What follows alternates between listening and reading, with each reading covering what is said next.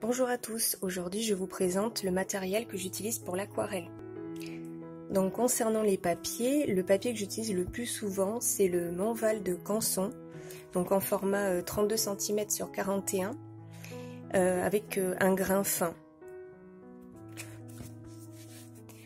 Le deuxième papier que j'utilise c'est le papier Fontaine. Alors celui-ci il est en grain nuageux. Au départ je voulais en acheter un en grain fin, mais voilà, je ne l'ai pas trouvé, donc j'ai pris celui-ci et franchement je regrette pas du tout parce que c'est un papier qui est vraiment excellent pour travailler dans l'humide. Voilà, donc papier que j'utilise. Il est aussi en 30 cm sur 40 et c'est aussi du 300 g par mètre carré.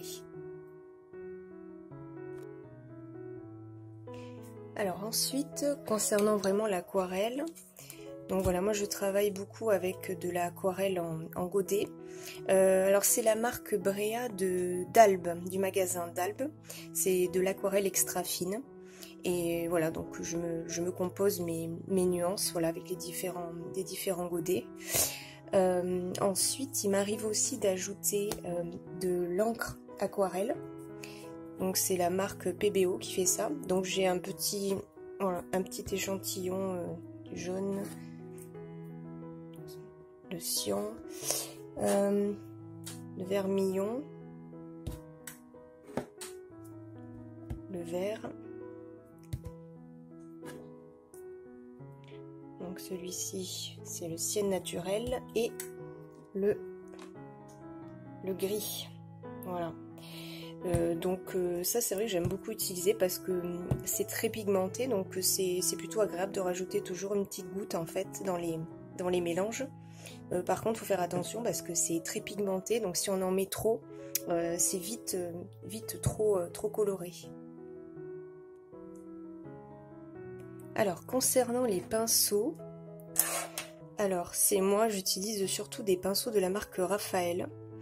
Donc le fameux pinceau à la vie dont je me sers beaucoup, sauf pour tout ce qui est détail parce que comme vous voyez la touffe n'est pas très fine.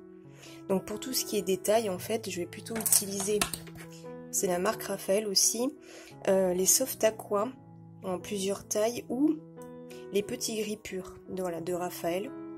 Donc moi je les trouve vraiment très bien en fait pour faire des choses fines. Alors autre chose que j'utilise de temps en temps pour tout ce qui est paysage et végétation, c'est une petite éponge.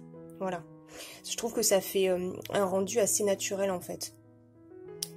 Donc l'éponge et enfin de temps en temps donc le drawing gum pour réserver du blanc. Et celui-ci est pas mal parce qu'en fait il est assez fin au niveau de la pointe. Voilà, donc ça permet d'être quand même assez précis.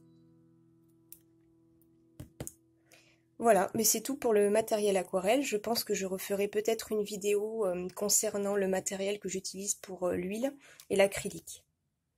Merci d'avoir regardé cette vidéo et à très bientôt.